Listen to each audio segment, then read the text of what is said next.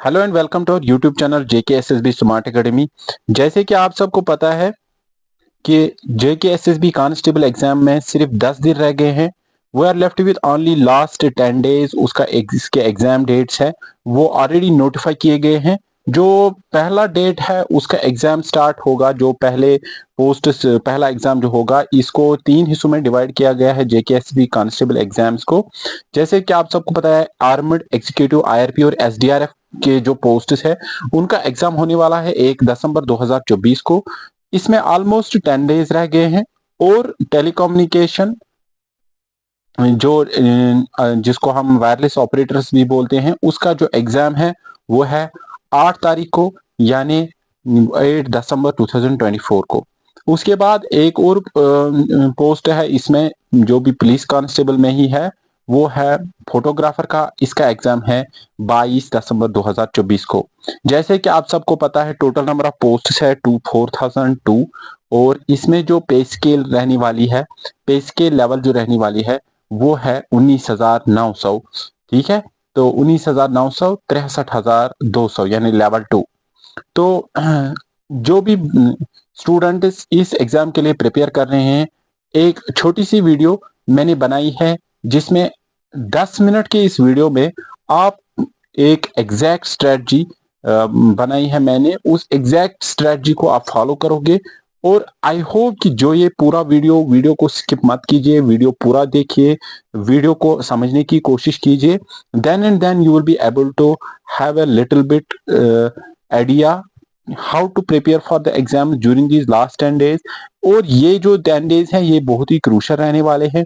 बहुत सारे ऐसे बच्चे हैं जो ये सोच रहे होंगे कि 10 दिन रह गए बस, जिन्होंने प्रेपरेशन पहले से ही स्टार्ट की है उनके लिए ये वीडियो सबसे इंपॉर्टेंट रहने वाला है।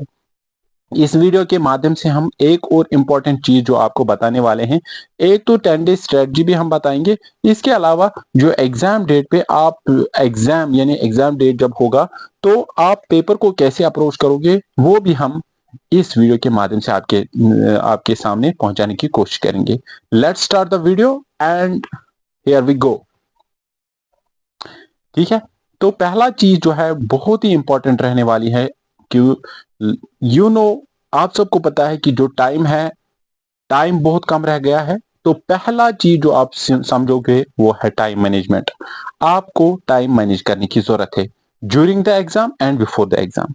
तो हमने कुछ पॉइंट्स नोट डाउन किए हैं जिसके जरिए से आपको समझाए कि क्या चीज करोगे आप टाइम मैनेजमेंट करने के लिए, यानी टाइम को बचाने के लिए या टाइम को अच्छे तरीके सही तरीके से इस्तेमाल करने के लिए।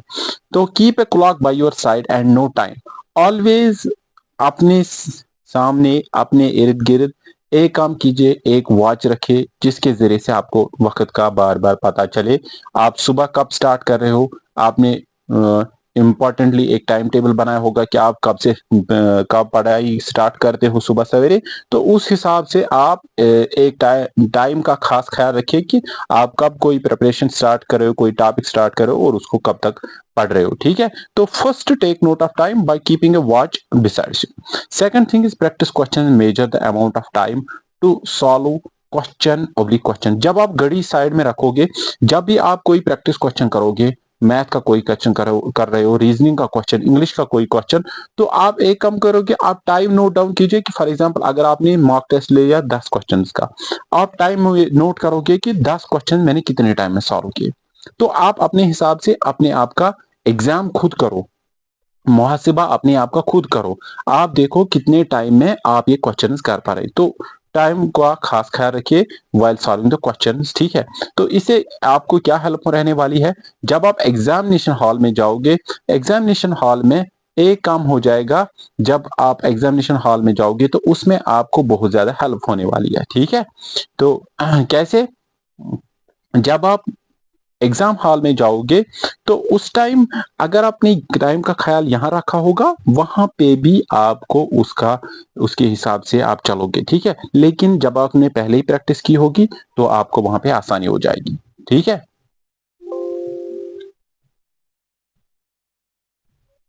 जो तीसरा पॉइंट मैंने लिखा है time management enables you utilize time efficiently during exam. तो जो मैंने बताया कि जो एग्जाम ड्यूरिंग एग्जाम जो टाइम है, बहुत सारे बच्चे ऐसे हैं जो कह रहे हैं मुझे टाइम ही नहीं मिला, ये पोर्शन करने का टाइम नहीं मिला, ये पोर्शन करने का टाइम मिला, तो उस जब आप टाइम का पहले से ही हिसाब रखोगे तो आपको टाइम मैनेजमेंट का पता भी चलेगा, इसको कैसे इस्तेमाल किया जा सकता है टाइम को, तो आपको बखूबी ये एग्जाम में भी ये स्ट्रेटजी आएगी। ठीक है, तो मूव करते हैं नेक्स्ट पॉइंट पे। Do not sit to test single question if it takes more than a minute without reaching any conclusion.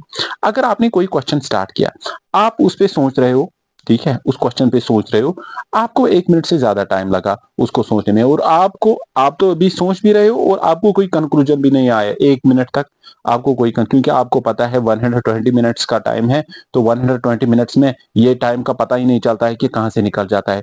अगर आप एक एक मिनट का हिसाब रखोगे तभी आप एग्जाम क्रैक कर पाओगे। ठीक है, तो जब आप एग्जाम में, ये वाला पॉइंट जो है ये एग्जाम में इंपॉर्टेंट है। ठीक है, तो आप एक काम करोगे, जब आप ये घर पे भी अगर प्रैक्टिस करोगे, लेकिन एग्जाम में भी आपको ये प्रैक्टिस करना है। जब आप कोई क्वेश्चन अटेम्प्ट करोगे तो अगर उसको 1 मिनट से ज्यादा टाइम लगा तो उसको वहीं पे स्किप करना है, उसको वहीं पे छोड़ना है, कि क्योंकि it will be time consuming and confusing, and उसे क्या हो जाता है, टाइम जाया भी हो जाता है और आप बाकी क्वेश्चंस को टाइम भी नहीं दे पाते हो। जो next, pick your favourite and easy portion first before attempting the question paper. अगर आपका क्वेश्चन पेपर डिवाइड गया है पार्ट्स में, ठीक है, तो आप इजी क्वेश्चन, यानी एक और चीज जो होती है, जो पेपर होता है आपका, अगर रीजनिंग के क्वेश्चन होंगे वो एक साथ 10-12 क्वेश्चन होंगे, इसी तरह इंग्लिश के क्वेश्चन 10-12 एक साथ होंगे, तो इसी तरह मैथ के क्वेश्चंस 10-12 एक साथ होंगे, जीके के या GK Jammu and Kashmir general knowledge के क्वेश्चंस वो क्या होंगे, वो एक काम करके मतलब एक हिसाब से मतलब तरतीब में होंगे, वो क्वेश्चन सीक्वेंस में होंगे। तो अगर आपका कोई पोर्शन स्ट्रांग है, कंप्यूटर स्ट्रांग है, इंग्लिश स्ट्रांग है, तो आप एक काम करोगे, उस पोर्शन को पहले पिक करोगे, so that you will take less time. ठीक है, आपको टाइम बचे वहां पे। अगर कोई आपको फॉर एग्जांपल इंग्लिश में 10 क्वेश्चन, आपको 10 क्वेश्चन में 5 मिनट लगेंगे, तो 5 मिनट बच गए, then you can utilize those 5 minutes in another portion. ठीक है, तो नेक्स्ट पहले आप वो करोगे, फिर फर्स्ट के बाद जब आपने इंग्लिश किया, अब मैंने फॉर एग्जांपल मैंने इंग्लिश उठाया, इंग्लिश को मैंने 5 मिनट सॉल्व किया, अब आप दूसरा पोर्शन है फॉर एग्जांपल कंप्यूटर, आप कंप्यूटर को 10 में से 7 ही मिनट में खत्म कर सकते हो, 3 मिनट यहाँ पे बच गए। तो आपको जितना भी हो सके टाइम बचाने की कोशिश करनी है। ठीक है, तो इजी पोर्शन को मुझे लगता है पहले करना चाहिए, और जो टफ पोर्शन जिनमें आपको टाइम लग सकता है वो बाद में एंड में कर सकते हो, सो दैट जो आपका स्कोरिंग पोर्शन हो वो स्किप ना हो जाए कहीं उस। फॉर एग्जांपल अगर आप मैथ कर रहे हो, सोच रहे हो कि मैथ में टाइम ज्यादा लगे तो मैं मैथ पहले अटेम्प्ट करूंगा, तो उससे क्या हो जाता है कि जब आप मैथ पोर्शन कर रहे होंगे तो आपको टाइम वहां पे ज्यादा लग जाएगा, then you won't have sufficient time to perform other portions, तो बाकी पोर्शंस को टाइम आप ज्यादा नहीं दे पाओगे। तो इसीलिए हमेशा आसान से कोशिश करो, जहां आपको टाइम कम लगे तो वो वाला पोर्शन पहले उठाओ। Try to solve easy question during first reading of question paper. Mark the questions attempted as tick and mark the unattempted as cross. तो पहले जब आप question number for example even some of most of us क्या कर रहे हैं कि हम पेपर को पहले क्वेश्चन से रीड कर रहे हैं, तो हम पहला क्वेश्चन देखेंगे, ठीक है, फर्स्ट टू 100, ठीक है, जितने भी 120 क्वेश्चन होंगे। तो अगर आप में से बहुत सारे ऐसे होते हैं कि जो सीक्वेंस में चलते हैं, कोई रैंडमली कोई पार्ट उठाता है तो वो पार्ट बाय पार्ट करता है, लेकिन अगर कोई ऐसा बंदा हो जो एग्जाम पेपर को ऐसे अपने क्वेश्चन नंबर 1 फिर क्वेश्चन नंबर 2 3 4, तो उसके लिए मेरी एक राय है कि आप एक काम करोगे, अगर क्वेश्चन नंबर 1 आसान होगा तो उसको अटेम्प्ट करो, अगर वो थोड़ा टफ लगेगा कि उसमें थोड़ा मुझे सोचना पड़ेगा या मुझे इसमें ज्यादा टाइम लग सकता है, तो उसको वहां पे सर्कल मार्क करो या क्रॉस मार्क करो, यानी इसका मतलब क्रॉस का मार्क है मैंने अटेम्प्ट नहीं किया। अगर आप उसको अटेम्प्ट करो उसको टिक मार्क करो, सो दैट जब आप दूसरी रीडिंग पे आओगे you will be able to understand quickly कि मैंने ये क्वेश्चन अटेम्प्ट किया, मैंने फिर आपको बार बार ओएमआर शीट पे देखने की जरूरत नहीं है, और जो भी आप क्वेश्चन आप करोगे उसको मार्क करो ओएमआर शीट पे, जो क्वेश्चन फॉर एग्जांपल जिसपे आप 100% श्योर हो उस पे आप मार्क करोगे, जिसको आपने अटेम्प्ट नहीं किया उसको क्रॉस करोगे। ठीक है, this is the first thing in order to manage the time. ठीक है, टाइम इंपॉर्टेंट है। Moving to the next part, तो हम आगे बढ़ते हैं, डेली मॉक टेस्ट्स। ठीक है, तो दूसरा जो चीज है बहुत इंपॉर्टेंट रहने वाला है कि आप डेली, आप 10 दिन रह गए, 10 दिन आप 10 दिन मार्क टेस्ट करो, ठीक है। एटलीस्ट 2 to 3 मार्क टेस्ट हर रोज। तो वही मैंने इसमें लिखा, take daily mark test of each portion of syllabus. Portion के हिसाब से भी आप, और you can take of whole syllabus, लेकिन पोर्शन के हिसाब से भी मार्क टेस्ट बहुत जरूरी है, ठीक है। टॉपिक के हिसाब से भी मुझे लगता है ना, टॉपिक के हिसाब से वो भी मार्क टेस्ट ठीक रहता है, लेकिन पोर्शन के हिसाब से भी आप मार्क टेस्ट ले सकते हो। Take at least 1 or 2 mark test of all the portions of syllabus. 1 या 2 मार्क टेस्ट एटलीस्ट, ठीक है, जितना हो सके आप मैनेज कर लो सारे सिलेबस का, ठीक है। तो एक दिन में 1-2 mark test. Keep a clock beside you to ensure that your mark test and recent time. ऊपर मुझे लगता है, मुझे पता है कि मार्क टेस्ट के ऊपर भी क्लॉक होती है। Still then keep a clock so that you keep tracking of the time, ठीक है। तो टाइम का भी खास ख्याल रखो। Do not panic to make take marks. बहुत सारे ऐसे बच्चे हैं जो मार्क टेस्ट देने से डरते हैं, उनका एग्जाम फोबिया होता है, एग्जाम से डरते हैं। बहुत सारे ऐसे लोग होते हैं कि जो सोचते हैं कि अगर मैंने कम स्कोर किया, वो नहीं। आपको मैं एक बात बताते चलो, this is actually all about practice, ठीक है। मार्क टेस्ट एक प्रैक्टिस है। तो अगर आप पहले अटेम्प्ट करोगे, फॉर एग्जाम्पल अगर आपने 120 में 60 क्वेश्चन पहले अटेम्प्ट में सॉल्व किए, आई एम श्योर कि आप जब नेक्स्ट अटेम्प्ट करोगे उसमें आप 60 की जगह 65 या 70 करोगे। 70 के बाद आप 75 पे आओगे। ये एक एक्चुअली ये ग्रेजुअल प्रोसेस है। मार्क टेस्ट मुझे पता है इट्स अ प्रेशर सिचुएशन, या एग्जाम भी एक प्रेशर सिचुएशन है। आप अगर अटेम्प्ट करोगे, तो जब आप अटेम्प्ट करोगे, you will attempt 60, next time 65 and next time 70, and actually it will keep on increasing when you will give more and more mock tests. So mock test से मत डरो, mock tests दो। इससे आपको क्या हो जाएगा, एक एग्जाम जैसा माहौल पैदा हो जाएगा आपके सामने, और उसके अलावा आपको टाइम मैनेजमेंट में भी मार्क टेस्ट हेल्प करेगा। और एक इंपॉर्टेंट चीज है, आपको प्रैक्टिस भी रहेगी और एक कॉन्फिडेंस बूस्टिंग हो जाएगा, ठीक है। Mark test remove fear and anxiety before exam.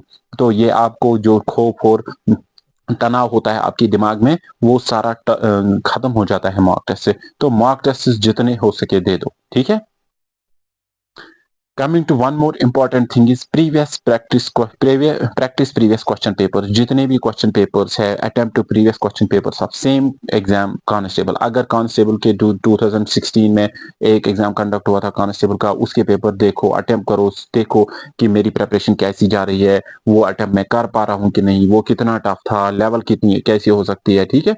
तो ये एक तरीके से आपको कॉन्फिडेंस बूस्टिंग में हेल्प करेगा। दूसरा, solve all the question previous papers to test your preparation. इसके अलावा बाकी जो प्रीवियस पेपर्स जेके एसएसबी ने, बाकी एग्जाम्स आप सबको पता है, जूनियर सर के एग्जाम किए हैं, कंबाइंड ग्रेजुएट लेवल एग्जाम किए हैं, बहुत सारे पटवारी के एग्जाम किए हैं, या फाइनेंस अकाउंटिंग असिस्टेंट के, उसका जो पोर्शन है जिसका सिलेबस इसके साथ मिलता है कांस्टेबल के साथ, वो सारे 2-4 साल के पेपर उठा लो, उसको प्रिपेयर। वीएलडब्ल्यू के पोस्ट उनका भी एग्जाम हुआ था रिसेंटली, तो वो सारे एग्जाम्स, या स्टाफ असिस्टेंट का, वो सारे उठाओ, देखो इसका सिलेबस बहुत ज्यादा मैच हो रहा है उन पेपर्स के साथ। तो उससे भी आपको एक तरीके से लेवल का पता चलेगा, जेकेएसएसबी कैसे लेवल, ठीक है, उससे लेवल का पता चलेगा कि किस लेवल के क्वेश्चंस पूछे जाते हैं इन एग्जाम से।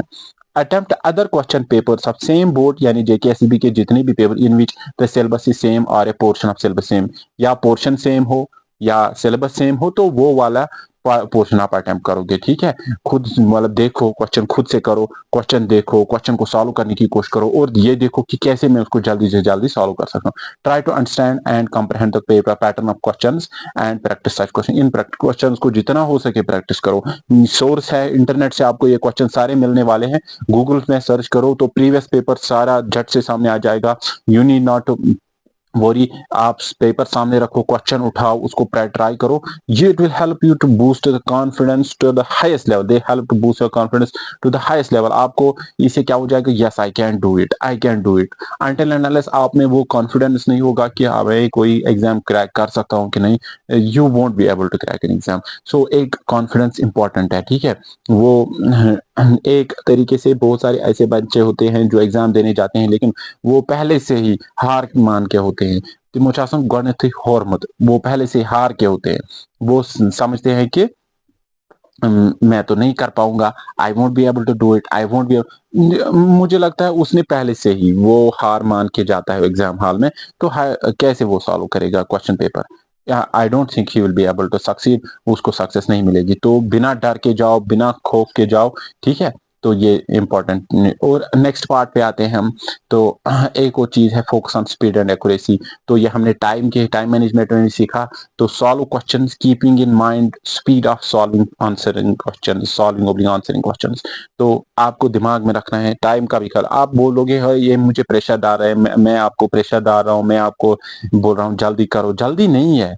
बट एक्चुअली जो डिमांड है पेपर की, जो डिमांड है एग्जाम की, ये कॉम्पिटिटिव एग्जाम है, ये कोई एकेडमिक एग्जाम नहीं, ये कॉम्पिटिटिव एग्जाम। डिमांड जो है एग्जाम की वो है टाइम मैनेजमेंट और स्पीड, स्पीड से मतलब क्वेश्चंस करना। ये नहीं कि आपको जल्दी जल्दी कोशिश करनी है कि सॉल्व किया जाए एग्जाम को, ठीक है, तो सॉल्व किया जाए पेपर को। तो इससे आपको मतलब आइडिया मिल जाता है। आपको जब एग्जाम का अटेम्प्ट करोगे तो आप उसको आइडिया, जो फर्स्ट टाइमर्स है उनको तो बिल्कुल, मुझे पता है बहुत सारे ऐसे बंदे होते हैं जो फर्स्ट टाइमर्स होते हैं, उनको बहुत मुश्किलात होती है।